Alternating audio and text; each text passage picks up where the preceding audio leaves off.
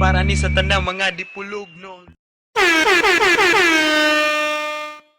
Mga kadang, so today is Monday, January 18, and medyo maginaw dito sa opisina kasi sobrang maulan sa labas, and traveling pa lang from home hanggang dito is talagang suffering kasi alam niyo naman mga kadams na talagang wala tayong sasakyan na withdraw.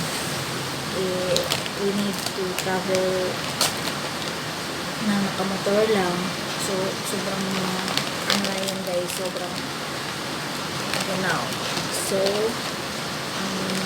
bigla ko nagutom and gusto kong uminom sana ng kape, but walang kape. Nag-order sana ako ng kape sa Food Panda sa Jollibee kasi wala silang kape. Now, ito na lang, nag-order na lang ako ng macaroni soup. Kasi gusto ko talagang something mainit, kumain ng something mainit or uminom ng something mainit, but wala nga kape sa Jollibee. So ito na lang, ito, macaroni soup sa Jollibee. Alright, so I got also right here a Chicken Joy.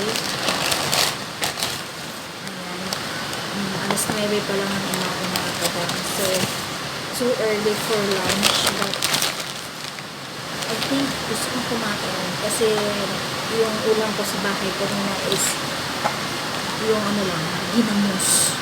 So let's eat mga kadangs.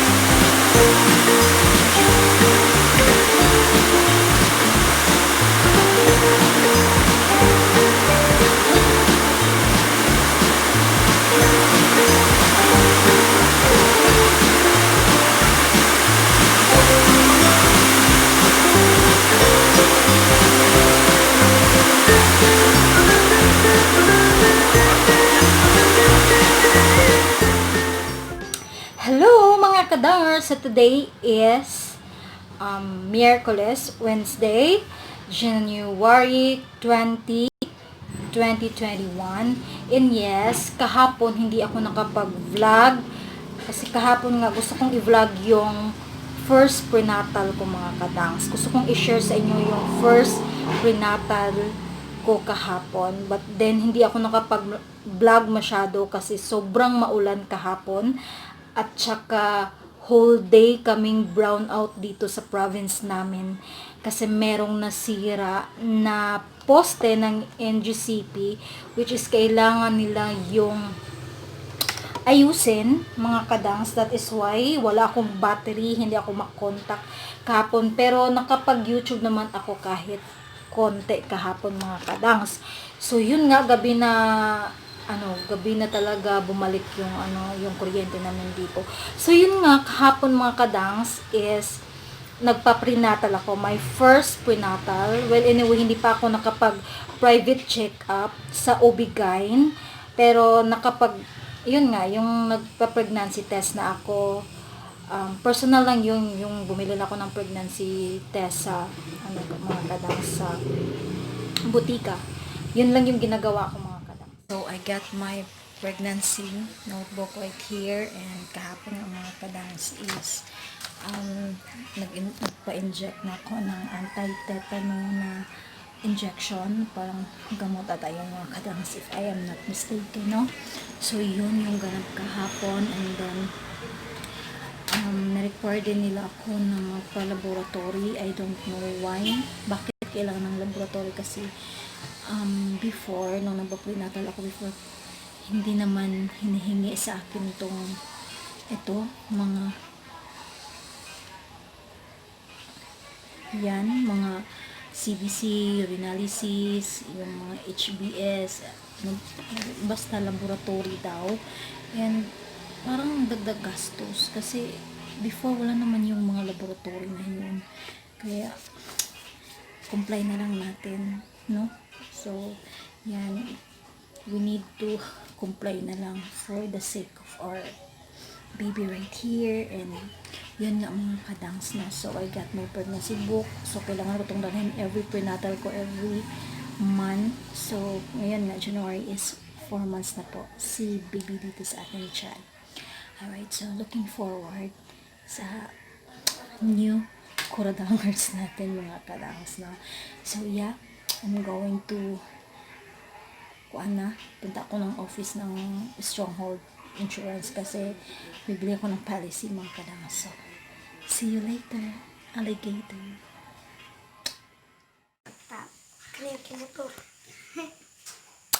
Welcome back. So, I'm here. Nasa... Wala mo nag-TikTok. Ano bawal man mag-TikTok? Basta. Bawal daw mag-TikTok. I'm here na sa bahay mga kadangs and katatapos lang namin mag-dinner and andito na kami sa silid at nagpapahinga na mga kadangs kasi alas 8 pa Hoy, mag-vlog. vlog. Oo.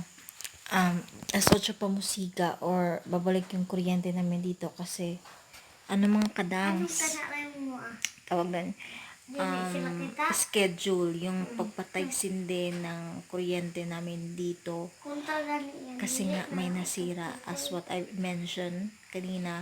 Merong nasira na parang tower ng NGCP sa Lanao, sa Maria Cristina kasi doon galing yung aming kuryente dito mga kadang. So, magpapahinga na kami with the kids. Ayan.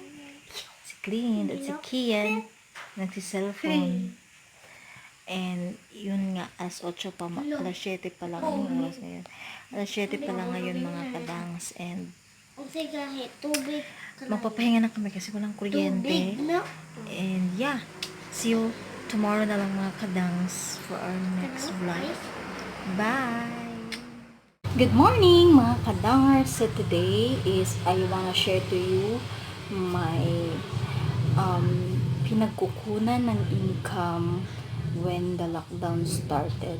Kasi alam niyo naman na wala kaming trabaho, isang taon na mga kadangers na wala kaming trabaho kasi nga yung establishment namin is hindi pa nakapag-operate. Well, anyway mga kadang, sa awa ng Diyos is meron pa rin naman tayong pangkain araw-araw because of this strategy or another way of acquiring income mga kadangs, no? So, when the lockdown started mga kadangs, kasi March yon nag-lockdown dito sa Dipolog City. March yun nasa second week of March ata mga kadangs or nasa third week of March yun. So hanggang ngayon, today is January 22, 2021 is wala talaga kaming trabaho. Nasahuran lang kami hanggang June 2020 lang. So the rest of the months wala kaming income mga kadangs. So hindi na ako magpapaligoy-ligoy pa. Ano yung mga strategy or way of acquiring income ko during that time na wala kaming income, walang trabaho, walang sahod mga kadangs. Alright, so meron akong naitabi na mga pera sa aking small business like online selling mga kadangs.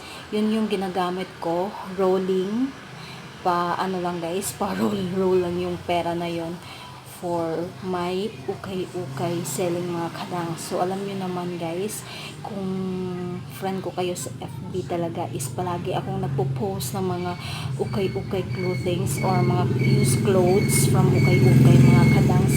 Kasi yun yung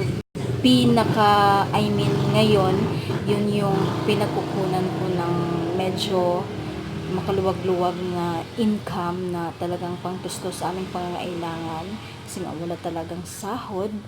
And of course, mga kadangs, meron din akong na-invest konti sa insurance policy na meron naman kasi din ako mga client for renewal of registration sa mga sasakyan nila. Yun yung ginagamit ko. Meron akong konting ginansya or profit doon, mga kadang. So yun din ginagamit namin pambili ng ulam at mga kakailanganin namin sa bahay.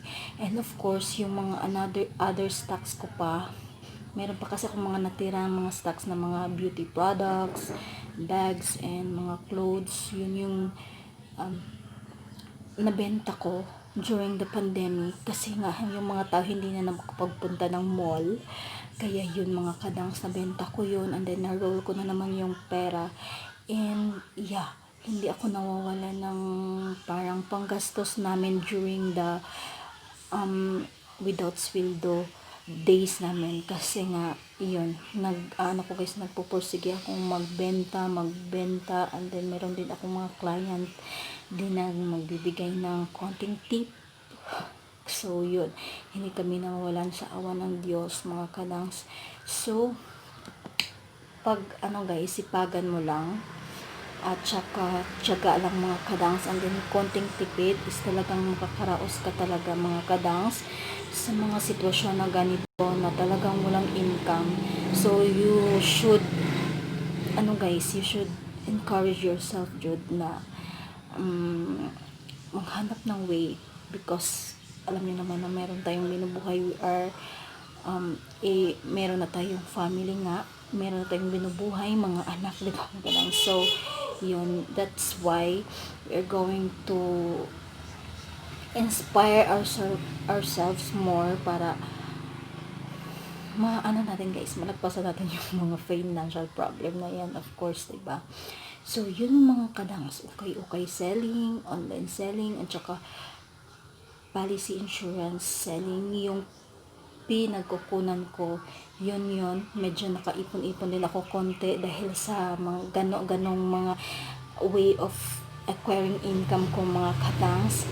So yun lang, sipag at syaga lang talaga, mga kadangs, yung kailangan mo para maka-income ka naman kahit konti during this situation, mga kadangs, na sobrang pitos kayo sa nga tanan, no? As in, wala nagpitos during the pandemic, diba? Mga lahat ng tao nawala ng trabaho.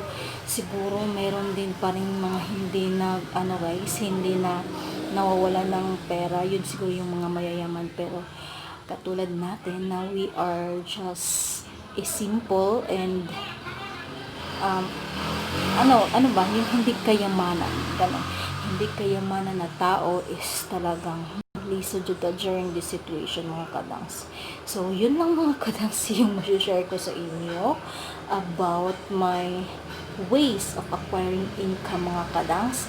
So kayo, ano ba yung mga ways of income nyo dyan, mga kadangs? So of course din, nagtatanim-tanim ako ng konting gulay sa bahay para hindi tayo makabili ng mga pagkailangan natin pang ulam, mas makasave more pa tayo, mga kadangs. Alright, so thank you so much guys for watching sa ating vlog today, mga kadangs, and yeah, hope to see you next vlog, and don't forget to like and subscribe dito sa ating Inday Cordang channel. Bye! See you next time.